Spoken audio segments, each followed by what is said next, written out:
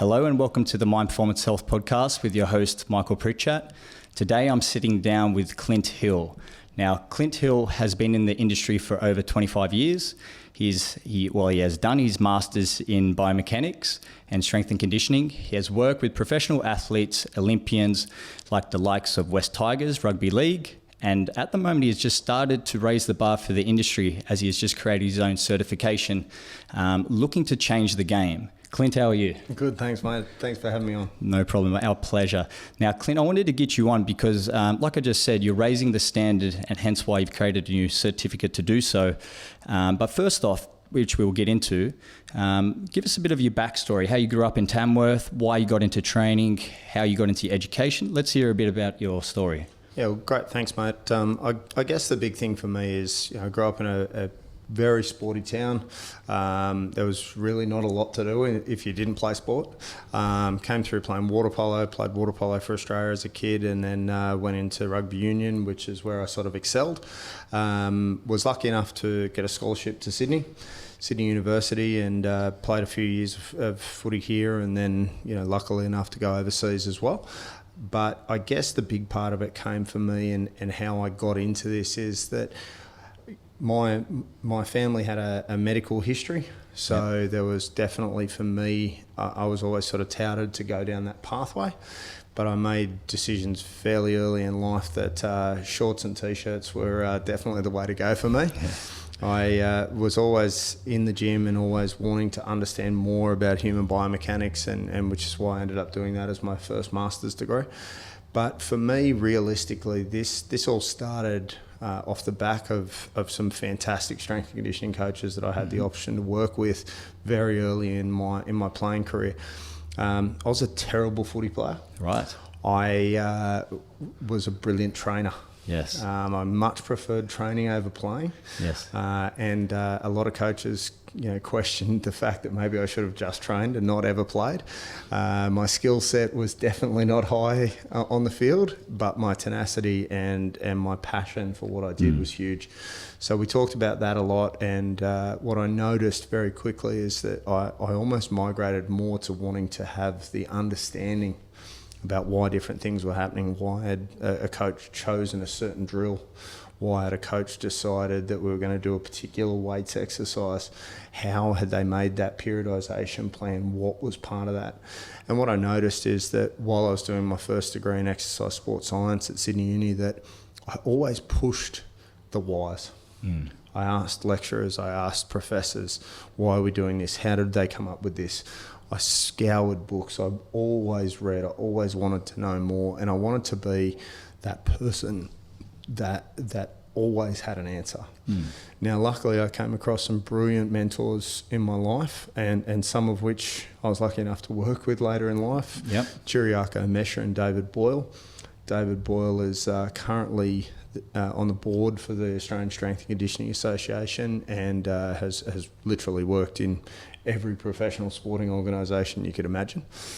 But the thing about these guys was I saw people opening their hearts and opening their minds and literally giving me as much information as I could take on, and probably more, and always pushing me to check the whys and always wanting me to go to that next level.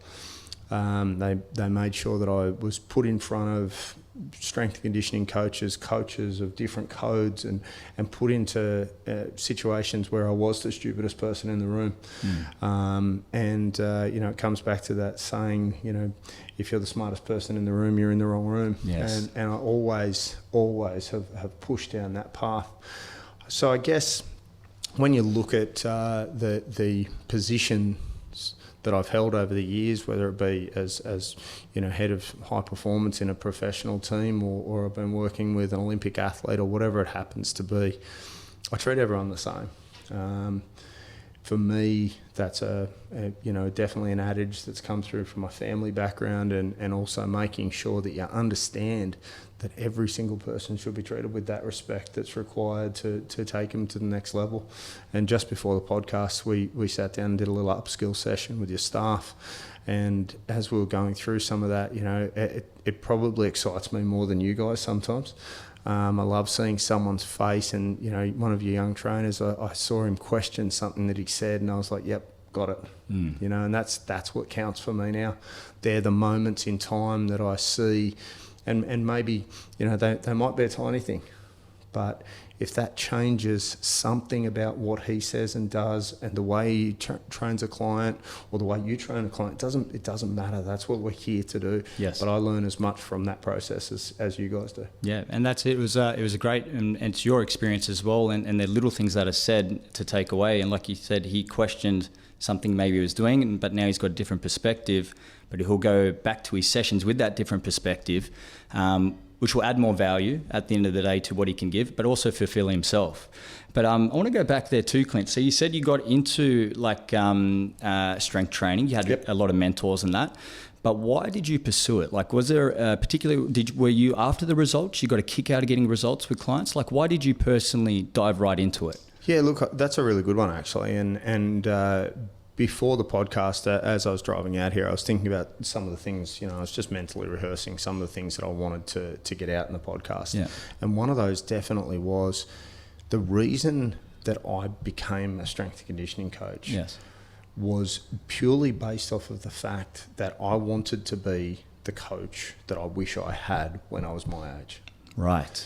So it's a very simple philosophy, I guess, and that is to try and make sure that no matter what occurs, that's something that gets pulled out of that. Yes. Now, I won't mention who it was, and I know he'll listen to this podcast because as soon as I put it up on my Instagram, he's always one of the first ones that does. Yeah.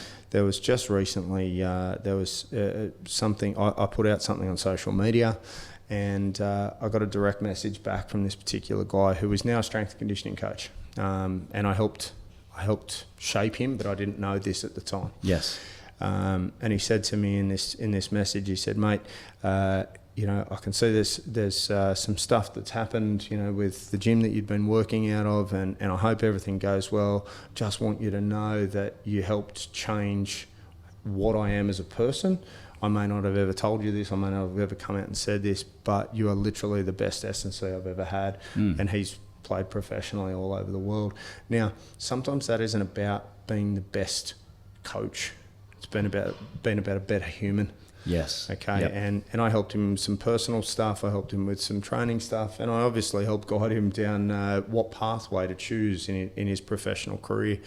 But that's what makes this the best industry in the world. Yeah, exactly. And I totally agree. So essentially what happened is that you kind of had a void when you were growing up. Yep. In the coaching. You saw that there was a gap of something there, and there was a pain for you, and you went, you know what, I'm not going to allow this to happen with anyone else I'm going to be with. I'm going to give them my full attention, give them my full detail, so that doesn't happen to anyone else. Yeah, look, and I've got to be, I'm not going to be critical here. I'm going to be really positive about the way I spin this and say this. I grew up in a very small country town, right? The guys who were coaching me at that point in the time did the absolute best with the knowledge that they had, and I saw that they did that, and I still respect and I hold my hat up to them every single time. They gave me the best knowledge they could possibly give me with what they knew. Yes. Yeah. So my perspective from there was, how do I get more knowledge so I can give people more than they gave me? Yes. Not trying to, spin that positively just to put a positive spin on it. I just want people to understand that people give you as much as they can give you. Yep. And if that's the top end of that perspective, then it's time to move on. And I said to your guys during the upskill session, I want to make sure that all of my clients and athletes, when they go to the next coach, are lined up with the best possible training, the best possible skill set that I can give. Yep. Because that's my, I guess, without a better way of wording it, my CV. If I'm handing on an athlete to another strength and conditioning coach, and they go, wow, your power clean's amazing, your back squat's amazing, your mobility, your tenacity, your drive towards training is amazing. That's my CV. Yes. That's me being able to say, there you go. Yep. That's the best possible things that I can instill into an athlete or a client. Because that's it. Essentially, at the end of the day, results is what we aim to get. That is our CV at the end of the day. And moving on, you want to give them the best you can, because that, like you said, it just reaches that point of the threshold that you can give. Correct. Okay, so we there we go. So we've added some context behind everything why. Now, you've been in the game for a while. You've been in for 25 years. not poking there, right? But you've been in the game for a while, 25 years. So you've seen the industry, I'd say, change. You've seen things come and go. And the point of this podcast, why I wanted to get you on, because like you alluded to then, is that you essentially want to give someone the best, right? Now, with the scope of the current industry and the standards that are currently going around, what are your thoughts currently on the industry, Clint? Look, it's an interesting one, and I'll be a little on the negative side, but also I'll try and give you some honest feedback and background into what I see as a problem. Okay, so the first time I really realised that the industry had a problem was I was having a conversation with a CrossFit coach who was a level 1 CrossFit coach, had never been a PT, had never done some other stuff. And they'd set up their own gym, and I was doing some business mentoring for them. Now, this was back almost 9 years ago now. Okay, so CrossFit was just in its infancy. It was an interesting scenario, and I'll smile and giggle as I say that, and just move on, because there are some great CrossFit coaches out there, some. But the concept behind where this first really hit me was that I asked a question about some anatomical stuff. Yes. And he had no idea what I was talking about. So what occurred at that point is I actually looked into what the CrossFit certification was at the time. And I realised that there was almost no anatomical work, there was almost no biomechanical work, and there was certainly no business discussion. Yes. Yet, so many of these guys were coming out and opening up their own, and I say guys, but I mean guys and girls, were opening up their own boxes / gyms, whatever you want to call them. So what occurred that at that point, I was like, hang on a sec, what is the minimum qualification that you can have to get registered, insured, and start a gym? And I realised it was pretty much bugger all. Yeah, so it was nothing. There was almost nothing. Look, it's the CrossFit Level 1 is a 2-day course. It's very simple. No, it's not. The course itself is quite in-depth and quite good, but it's very simplistic around the elements that I've just mentioned, the anatomical stuff, the biomechanical stuff, and also rehab, those kind of areas. So I questioned Fitness Australia at the time, and at the time Fitness Australia were going through some interesting changes themselves, because everyone had worked out that they actually didn't need to be part of Fitness Australia anymore. So I kind of went through that process, and I was like, wow, this is pretty shitty. So jokingly, I made a comment that I should rewrite the course. Yeah. That was about 9 years ago. So about 2.5 years ago, and sorry, wind forward, in that time I've worked for professional rugby teams, worked professional athletes, etc. In that whole time of my career, I'd done that. But I had a particular, I guess, skill set available to me, which took in a whole bunch of areas, and then I moved heavily down the business mentoring pathway. And the reason I moved so heavily down that is because that's what I kept getting questioned about. People were like, you've been in the industry this long, these things are occurring for you, what's happening here? So during an interesting argument with, while I was the head of Vision Personal Training, so I was the national fitness manager for Vision Personal Training for a while. I went in there and redid some of their programs and tried to upskill their trainers. During an argument with someone who was then on the board for Fitness Australia, I said, your business model sucks. It's pathetic. I can't believe you even turn it out as being an acceptable minimum. It didn't explain how to do tax. It didn't explain how to make sure that you had enough for I guess, the upskilling of your staff. It didn't make sure that you had enough for the upskilling of yourself. It didn't make sure that you had anything in a budget system to make sure that if you needed new equipment. So there were all these things, and I just looked at it and I just went, what are we doing to each other? It is no wonder that half of the people that do the Cert 3 and Cert 4, half the people that complete it never use it. Yeah. Of the people that start it, only half of them complete it. Yes. Okay, so if we've got 100 people that pay for the course, 50 complete it, and of those 50, only 25 actually make it onto a gym floor. Of the 25 that make it through, only 10 of them are in the industry 6 months later. That's insane. So it's a terrible system. It's a terrible course. So therefore, it was time for me to put my money where my mouth is, which is exactly the words of the particular Fitness Australia rep. Yep. And he said, well, go on. Do something about it. So I realised also at that point in time that I'd been heavily doing something. And look, there's a lot of coaches out there that bag the industry really heavily, and they try and call people out and all these kind of things. And I don't think that's the solution. And I say it all the time. That is, if you're not part of the solution, you're part of the problem. Yep. So, what do you mean by that, Clint? All right. So I guess, look, the simplest method, and it's nice and easy. There are plenty of coaches out there that will jump on social media and bag someone for doing something, or scream at the camera, and I'm sure people can read between the lines of some of the coaches that I'm talking about, and that's fine. I'm not here to individually isolate people. I'd challenge those people to drop some of the attitude. They'll get a better result if they drop some of that out. Yes. But that's fine. Okay. What I want people to do is go, okay, well, how can I be better? How can I be the coach that I wanted when I was going through? So what that means is, if somebody needs to do their work experience hours, for God's sake, take them on and treat them well. Treat them better than well. Yeah. Show them how to squat. Show them through a session. Help them. Okay, I know we're all busy, I get it.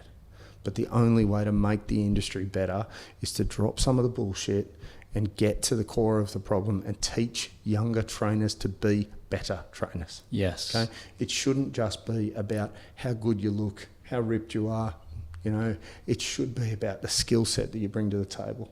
Okay, look, I think I've been under 10% body fat once ever in my life, and I think I was still playing at that point in time. So it's certainly not since I've been a coach. Okay, Yeah. I often tell people the story that I was once in a Bonds commercial and they chopped my head off. Okay, so clearly, I've got a great head for radio, and unfortunately, this podcast is being aired to screen. So that's it. So everyone can see now. So, but the simple fact is that I always think that you should be thinking about not just the qualifications of the coach, the experience, the understanding, and I stated during the upskill here, I now sit down with my clients. I go through the program with them while they're sitting there.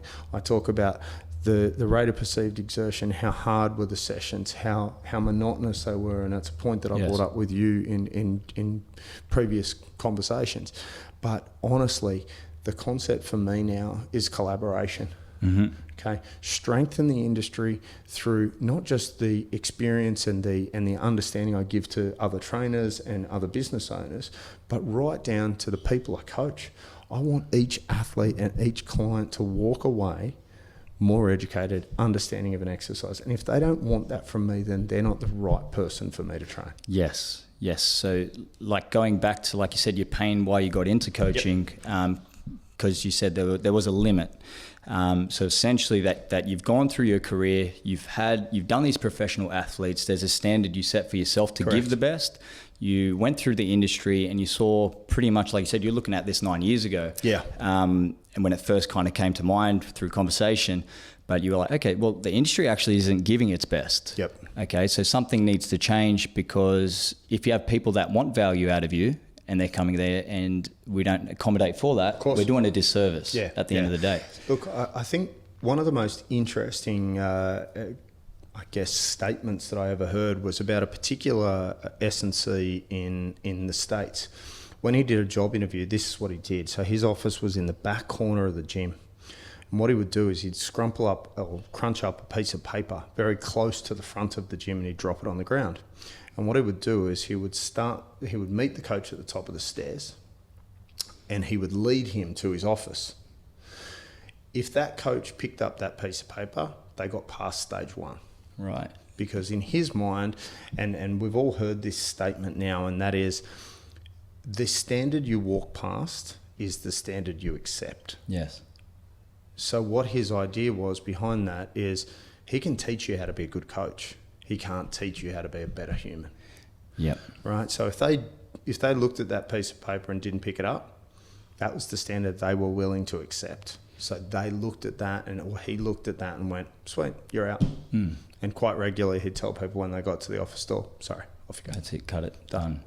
Now, look, it's a ruthless mechanism, okay, I understand that, but I quite like it on the flip side. Would I ever do it? Probably not. That's not the point, right? The point is that showed me how serious somebody can take a standard, okay, and why we should be looking at this industry being better than we are.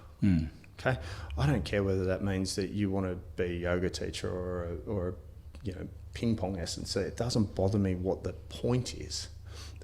It just means about being better, about being a better person and changing the game. Yes. So looking at that, whereas certifications are more around skills perspective sometimes, right? But you're talking about here in a different perspective. Yep. We need to actually look at optimizing the actual person, human. Yes. That kind of side of things for it to actually work. Yeah. Look, I mean, my certification is, so of there are a number of elements to the certification that are required. There's about 13 different modules. Now, in that, I've given over 55% extra information that is non-accessible as far as Fitness Australia are concerned. Yes. But in my opinion, that's the 55% that needs to be there, because that's the 55% that makes that person better. My aim is to get people into the course, get them to finish the course to start with. Okay. My aim in the first year is to take that 50 to 80. Yes. By the time I'm 3 years in, I want to be at 95%. Yes. That's my aim. Yep. Okay. Now that means alone that if that person finishes that, by the way, that comes with a 12-month mentorship as well, because the other part of this is people don't have enough options or enough people or even an understanding of where to reach out to when the shit hits the fan. Yes, where to find additional help. Correct. And there's many different areas where hey, when it goes down, like when you are in trouble, when shit hits the fan, who can you go to? And that's when you can crumble and fall apart. Yeah.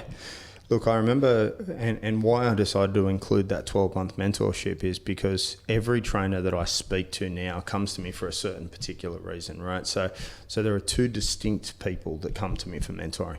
The first one is year one trainers, who are literally fighting away in their Fitness First or their Virgin Active or whatever gym it is.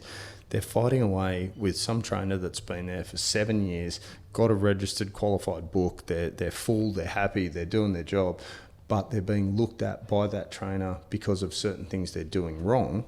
And instead of that trainer jumping in and saying, hey man, look, this is what you should be doing with that particular client, this is the best way to stretch this is da-da-da-da-da. They're not getting that. They're getting looked at badly because the industry is such a competitive beast. Okay. Yes. So I'm getting these year one trainers going, man, I've got no money, I'm broke, I'm struggling, I'm doing this, I'm doing that, da-da-da-da-da. Okay. That's the first group of people that are coming to me. They're the ones that if they had done my Cert 3, Cert 4, they would have that already available to them. They would have a group mentorship the whole time that they're doing their course. That to me is a better starting point.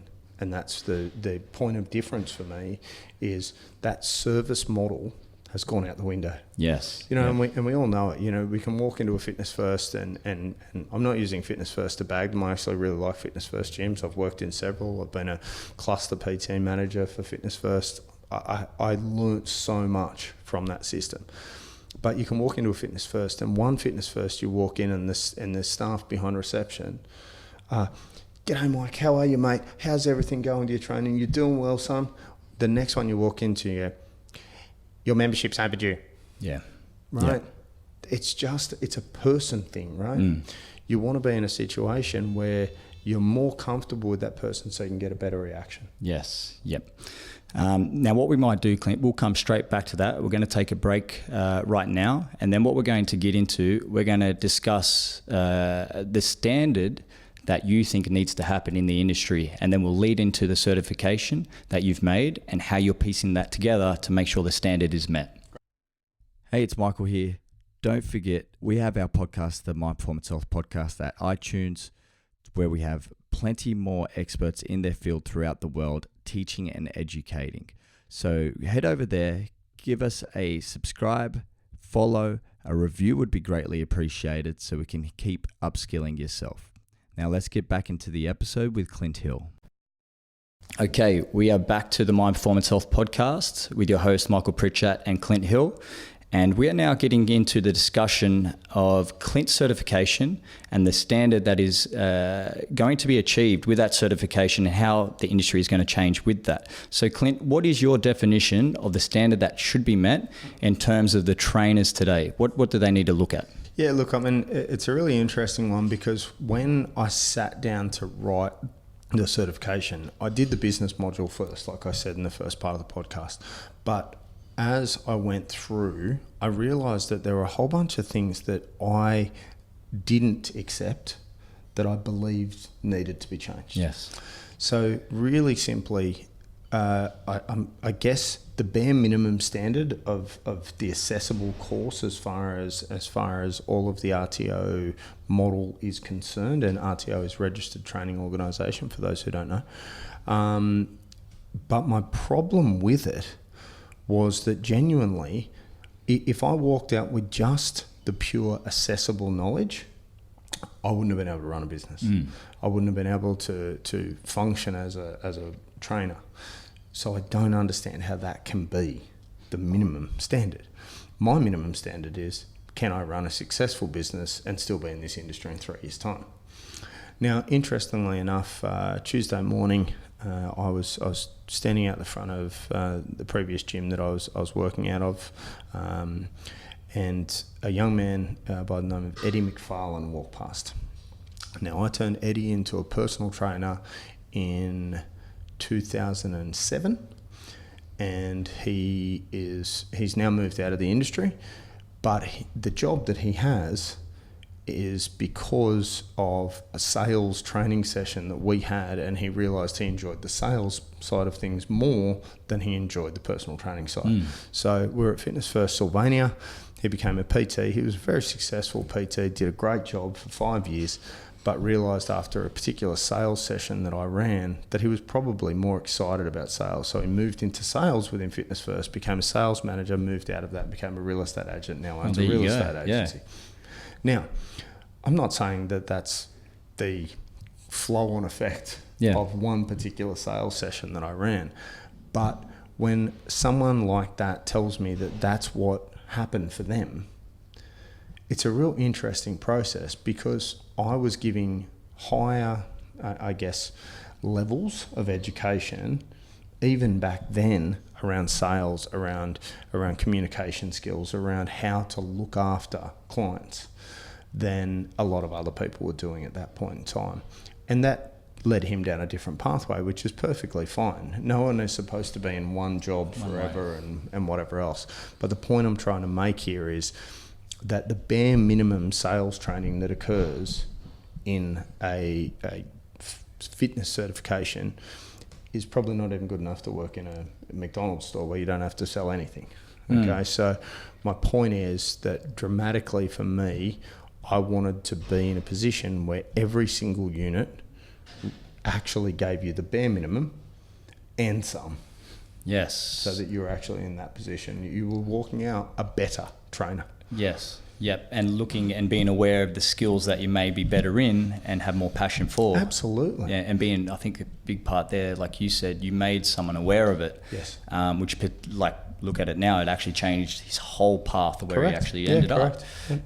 Which is really interesting, right? Because the current certifications, you go in and get out. That's it. You don't, and to be honest, I know when I did my certification, it was quick, too quick.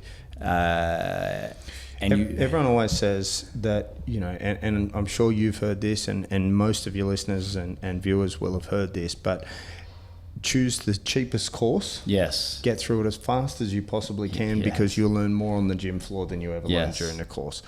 That's bullshit. Yes. That should not be the case. Okay, I'm not saying that you don't learn a ton on the gym floor. Far from it.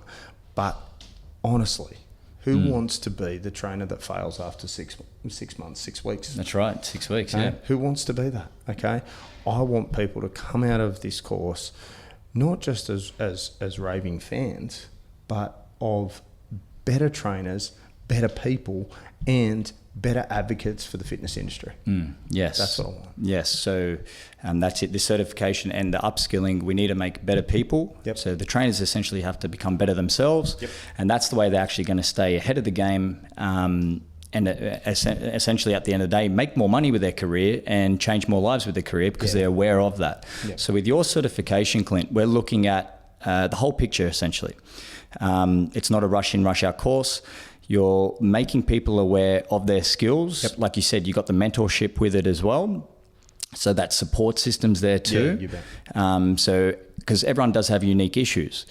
So you're looking at sales, you're looking at the business. Yes, we got the skills and that you need. Yes, strength training, your screening and everything like that. But Programming, everything is there. Everything's there. Okay. So let's get into that certification. Let's break that down in categories and why they are important to raise the standard in this current industry. Sure. I guess the really key factor here for me is the course has attempted to get people through at that minimum level with I guess a base knowledge, and that's everything from screening, anatomy, program design, program execution, client care, I guess right through to the business modules, right through to anything, every single accessible level. My problem with that has always been that even just that point, if you're comfortable with being that, you're probably not going to make it. Okay, I'm not a good salesperson. I have taught myself to be okay. Yes, it is not my strong point. It'll never be my strong point. I sit here, pledge to all of your listeners, your viewers, and anyone who knows me.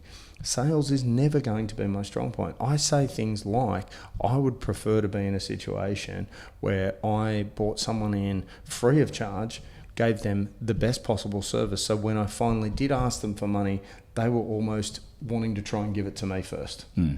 Okay. But that's just my unique side of this. Okay.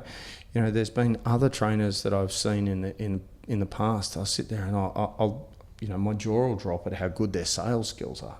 My jaw will drop at how good their program design is. It doesn't matter what it is, okay? Each of us have an individual skill set. As part of my course, I get in individual experts to help with the modules because I'm not that. Yes. Okay? I know what I am. I know what areas I'm good at. I know which areas I'm bad at. I make sure that I get people in individually on each part because that's what's important.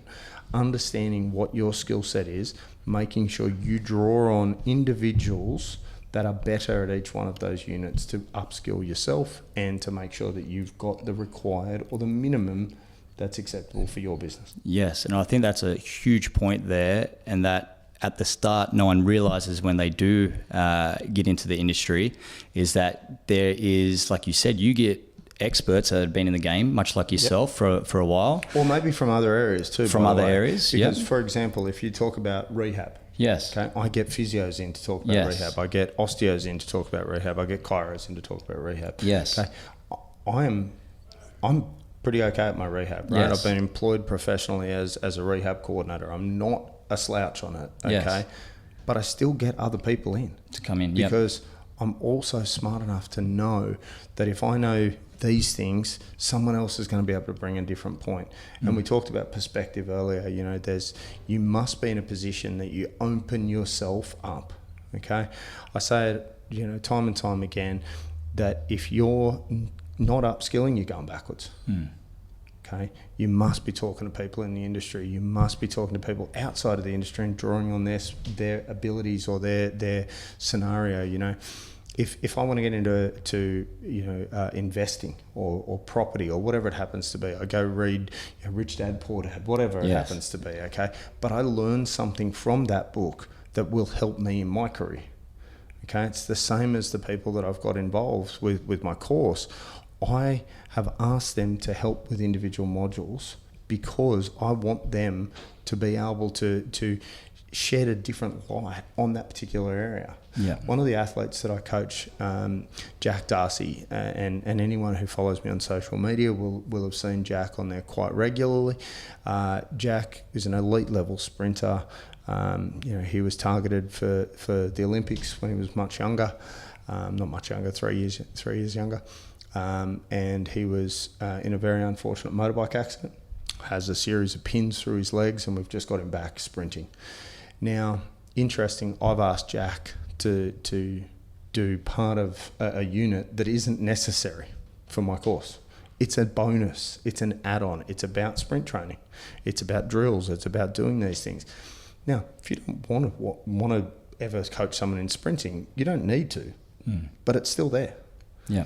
Because I believe in giving extra, making sure you understand that's there, and he's an expert in that field. He's one of the best coaches I've ever seen coach sprinters. Yes. Which, having worked in professional sport, you see some excellent sprint coaches. Jack's brilliant. Yeah, and I think like we were saying before, you go around the industry maybe at the start not being aware where you specialize or will end up going, or what you where to end up really at the end of the day. So with the certification, you touch on a few points, you help grow into that certain area that you may like. Yes. Whether it's more towards the sales, whether it's more towards, okay, I want to be a track and field. So there's a bit of everything to help nurture your growth moving forward that way. Yeah. So which is pretty interesting because like we were saying before, the other certifications are get in, get out. Yeah. And there's not really much growth at the end of the day because there's no support there. Or experts, I suppose, that have been in the industry. And if we come back to that, have you made mistakes, Clint? Oh, we talked about this off air, and it's a really interesting one. I love admitting to the mistakes that I've made. Okay, and the reason that I love admitting to it is because the second you open up that vulnerability piece, people have no choice but to go, oh, okay, hang on. I've also made some mistakes. Okay. And I said it during the upskill session for your guys that the key factor is having someone around you that you trust enough that if you make a mistake in front of them, they're not going to take the piss out of you. Okay? And that's one of the things that I really wanted to draw from in my experience. I've made more mistakes and I've made more attempts than most people are ever going to try. Yes. Okay. And I will continue to make them. I've made them with my programming. I've made them with my business. I've made them with a whole bunch of different things. Okay. But I've learnt from them. If you keep making that same mistake over and over and over, you're not learning from it. Okay. And the key for me is pull yourself apart, look at the reasons you've made that particular mistake. Would you do it again differently? Yes, you would. No, you wouldn't, etc., etc. I love the mistakes I've made. I've learnt so much from them. But I also am so thankful to the mentors I had early in my career because I could make those mistakes in front of them, whether it was writing a program and I put a bench press, as the primary exercise of the day when they were a football player and they needed it to be a squat. Yes. They let me make those mistakes and they said, okay, I want you to go back and have a look at that again and really think about that person as an athlete. What do they need? What do they want? What are they trying to... And I'd look at it and go, oh, wow, yeah, look, I've made a big stuff up there. Yeah. Now, the good part was they never took the piss out of me. They go, look, really glad you've learnt from that. That's going to be an excellent learning curve for you. Done. Yeah. That's all it needs to be. People need to treat people with much more respect. Okay. And I saw on Instagram the other day, I was sitting there and I was listening to a particular coach and mentor, and he was screaming at one of his athletes about the way they were doing a deadlift. Now, look, that's fine. If that's the type of coach you want to be and that's the type of coach you want to be coached by, that's okay. There's plenty of room in this industry for different types of coaching. I barely say a word. Yes.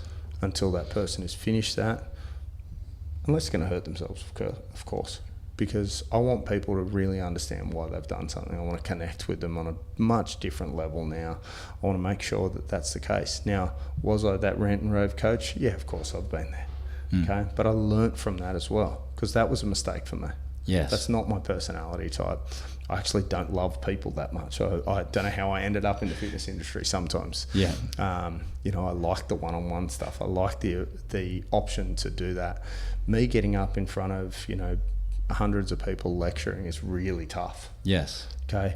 But I've pushed myself to do that, and I've been lucky enough to lecture all over the world for the Australian Strength and Conditioning Association and other organisations. But for me, that's some of the most challenging things that I've ever done. And then being able to pull apart my performance there, and I use the word performance because it is for me, it's tough. So it feels like a performance. Yes. I quite enjoy it, and I quite enjoy being pushed outside of my comfort zone. But again, I mentioned David Boyle earlier today.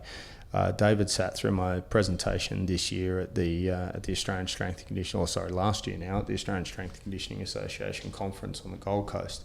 And post the presentation, I had a beer with him and sat down and went through some stuff, and I said, critique me, like, come on, hammer me. Yes, mate, you did a fantastic job. You got up there and you did it, but now the good old shit sandwich, and anyone who doesn't know what this is, please work it out. So you say something nice, you fill the sandwich with shit, and that's the bad part. Yeah. And then you back it up with something nice, something good. Now David's one of the best at that. You know, he says to you, mate, you did a fantastic job. So proud you got up there and did that. Here are the 3 things you could have done better. But mate, remember, you got up, you cured your fear, you jumped up on that stage, blah blah blah. Yep. Now, I believe that's such a strong avenue for the way you should coach as well. Now, I'm not telling anyone that you know you can't like a different coaching style. Okay, there's Brett Bartholomew's book, The Conscious Coach, is probably one of the best ones I've read in the last few years. Yes. And I urge all of your listeners and viewers to go out and buy it. Brett Bartholomew, Conscious Coach. It shows you the avenues of each different type of coaching, each different type of athlete, each different type of person. And one of the benefits of doing something like that is you see the opportunity there to change your style and manually give different cues because one person likes a particular different style. And as a coach, you need to be a bit of a chameleon sometimes. You've got to work into what that person needs. Not always about you. It's about the client. It's about the athlete. It's about that person. So remembering that that's the case. And that's one of the things that I do in the course as well. I add in a whole bunch of extra reading. I add in, some of the history of strength and conditioning. I tell people to go down the path of, super coaching and look at some of the in-depth books that have been written out there. I look at, people wanting to go down the West Side Barbell method and learn some of those things and understand where, and what the Eastern European block methods have been on programming and periodization. I want people to see that stuff because if you have respect for where our industries come from, it makes you much more humble and it gives you the opportunity to understand more about why your particular style may be perfect or may not be. Yes, so you've got to be adaptive to who's in front of you and you need to understand that and not have one approach. And coming back to, like you were saying there, you've made mistakes, like we'll backtrack there too. Sure. You said you were making mistakes, but the biggest thing now even, and you said before, like when you had your mentors critiquing you, yes, they'd always start with asking you what you thought, yeah. Right? And then you give your input. And it was always a discussion. So they let you have your say and reasoning why, but then they'd give their input after that. And even today, like you said, you're doing lectures and you're still doing the same thing. So it's a continuing thing that needs to happen. Yeah. Which is pretty cool. And I think that's the best way to grow because otherwise you don't learn, you're too scared to do anything. Yeah. So as trainers, we shouldn't be too afraid to make mistakes. Yes. But if we want to value being in this industry in the long run, we just need to look at improving at certain areas every time one's made. And then it's just a learning process, really. So breaking down the certification, just a summary of that. So we've pretty much got this system where someone can come in. It's not just they get this piece of paper at the end of the day that legally lets them do something, right? Just for the hell of it. It's more so about, okay, look, to be successful as a trainer, and we were saying then there's not many people that last 6 months in the industry or even get past the certifications. But to be successful in this industry, you got to look at yourself as a person. Yes. Your coaching style what you like to do, where that's going to end up, and that gets learnt over time, but with experience from others. And changes all the time. And changes.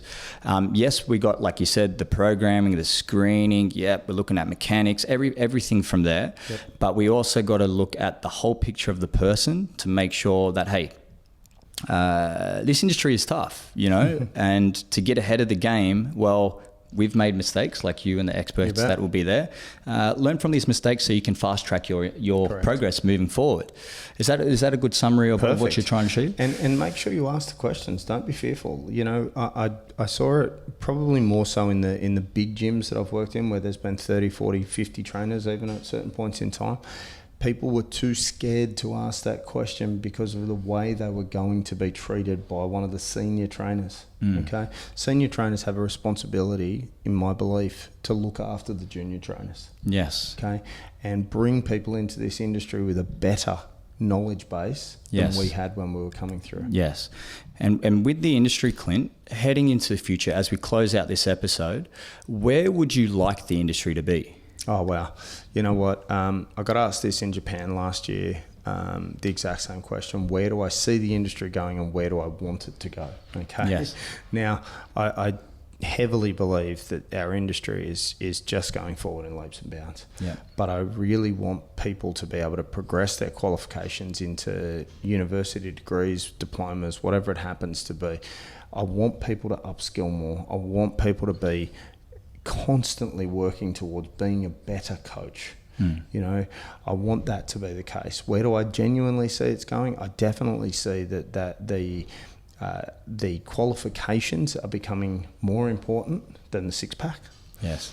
I definitely see that the blending of more cardio into weight training has not negated from the results that could be achieved. Back in the day, you were either a bodybuilding trainer or you're a coach of cardio, an aerobics instructor, so to speak. There are so many blends of that now. Now CrossFit's done a fantastic job of blending some of those together. I said off air that CrossFit has definitely changed our industry. It's made some things acceptable. It's made some things acceptable that it shouldn't be acceptable. But that's also the case for bodybuilding. Okay, Yes. I remember one of the best bodybuilders that I've ever known had no idea where anatomically the lat inserted. Yeah. Yeah. Yet he'd coached several high-ranking, and when I say high-ranking, I mean guys who had made Olympia. And he had no idea, but he understood Yes. the body's reaction to the weights. Yes. So he, as a coach, he was one of the best I'd ever seen. Yeah, right, there you go. But did he have the physiological, anatomical knowledge? No, he didn't. No. So what I see happening in summary for that is that line of bodybuilding and cardio conditioning coming closer together. Yes. I see the future of what athletes and what clients can do going forward. I see better recovery modalities. I see better options for people to choose why they want a particular trainer. I see more clarity and more openness in the industry. I see less smoke and mirrors. And I certainly see a much more uniform front or a drive towards a better state of the industry. Yes. And like this episode was about, and that's changing the game to a standard we're trying to meet. So there are requirements to do that. And for the listeners listening, Clint, if they're trainers, how would you challenge them to become part of that standard? What do they need to do? Okay, I think the first thing is just start by analysing yourself. Are you upskilling? Do you have a good mentor? Now, again, on the mentor thing, does it need to be paid? Does it need to be free? It doesn't matter. You should have one of each, in my opinion. You should have people that you're close enough that you can go take out for a coffee. But on the flip side, go pay for these guys. I remember being told once very early in my career, never ask your friends for a discount because that means you think their service is shit. So I don't. I pay full tilt for any of my friends. If they own a coffee shop, I pay full tilt. If they're a PT, I pay full tilt. I make sure of that because that's the standard that I want to keep. Yes. Now, people can choose what they want. That's fine. I don't have any holdback in saying to them that that's my standard doesn't have to be yours. But I guess just to wrap that comment up and how I want to be thought of at the back end of this is that I believe in our industry so much. I believe in the people that are here. I believe in the people that I mentor and coach and that I've trained over the years. I hope that each one of them have a high opinion of me, and I'm sure there's plenty that don't. Okay? But if a coach looks at what happens when a particular athlete, a particular client leaves them, and they don't analyse why that person has left them. Recently, a trainer has left me. I didn't do something that he asked me to do. I'm okay with that. And I'm also okay with the fact that I'm open and honest enough to say that now. Yeah. 20 years ago, I would have just swept that under the carpet and said, oh, he's a dickhead. We just didn't get along. Yes. It's not true. I get along with this guy really, really well. He just asked me to do something, I forgot it. Yes. It's as simple as that. Okay. Yep. Admit your faults, admit your mistakes, move and forward. learn. Yeah, and that, like you said before, there's mistakes and you just learn, and then Absolutely. you keep moving forward. Hey, and I'm still making mistakes. That's the other part of this, that's the point. And that's the game, really. I don't 100%. think there's not someone out, and if there is someone who says they don't, well, that's wow. Yeah, that's right. Well, they probably I want to meet them. Yeah, go on that's fastest my way. next mentor. Yeah, exactly, Okay. exactly. But I think that's great, Clint. I think, especially closing out this episode now, a summary for trainers that are looking and the challenge presented to them. Upskill, get mentor, find a support group that can help. Perfect. And someone that can help bring out your style. Oh, and the last one is get a coach. Yes. Okay, and we spoke about this off air. I don't write my own programs. Yes. Because then I just write the things that I like. Yeah. Okay, so get a good coach and learn from them, question them about why that's happening. Yeah. Okay? And that's Perfect. a great point. So all around, you're looking at improving your whole aspect of that human. Now, Clint, closing out, where can we find you? Whether it's website, social media, and where are you heading in the future? Cool. Hill Strength and Performance is the website. Clint at Hill Strength and Performance. Clint_Hill Strength on Instagram and Facebook. And I guess where I'm heading in the future is most definitely much more mentoring. My new mentorship launches next Thursday. Yep. If the guys want to pop an email, that's the 23rd of January for my next mentorship. The next 10-week block starts. My Cert 3, Cert 4 launches on the 14th of February. Happy Valentine's Day to everyone out there. And also, I guess the big part of where I want to go and where I will go is, this year alone, I've got 6 overseas trips lecturing, and also some stuff with a couple of different military facilities to go through and get some, upskilling of their PTIs and so on. Awesome. So like you said there, certifications, we can head to your website to check, like we've talked about today. Raising the Standard, can check it out from there. Perfect. And mate, in summary, is there anything else you would like to add to end this? No, look, I guess the final thing that I could certainly say is, guys, podcasts, email listings, whatever it happens to be, get on a heap, do some more reading, understand why you want to be in this industry, and keep pushing yourself forward. I try to do something that challenges me every day, whether that's, reading someone's article of something I'm not really clear on or whatever it happens to be. But make that time available, push yourself a little bit further, and then talk to your mentors about what those particular pieces of, literature, papers, whatever it happens to be is.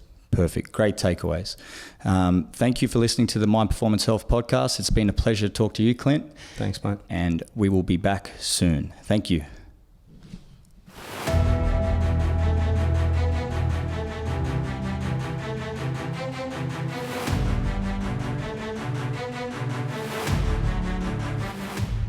That's it for episode 4 of the Mind Performance Health podcast. I do hope you enjoyed it.